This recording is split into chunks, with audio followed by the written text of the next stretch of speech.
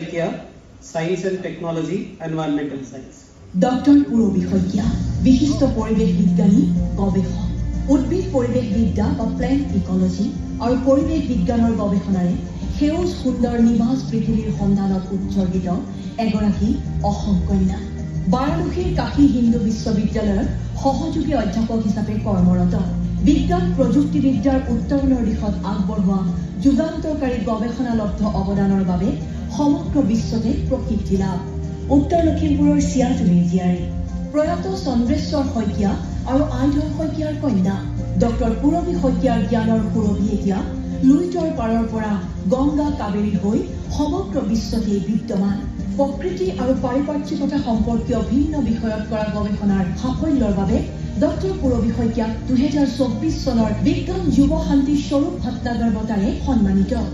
2018 চনত young women leadership award লাভ অসংখ্য বঁটা বাহন আৰু সন্মান লাভ 100খনতকৈ অধিক গৱেষণা পত্ৰ প্ৰকাশ উত্তৰ প্ৰজন্মৰ বাবে এখন সুৰক্ষিত সেউজীয়া পৃথিৱী গঢ়ি তোলাৰ দিশত আশা সুধীয়া উৎসৰ্গিত প্ৰচেষ্টা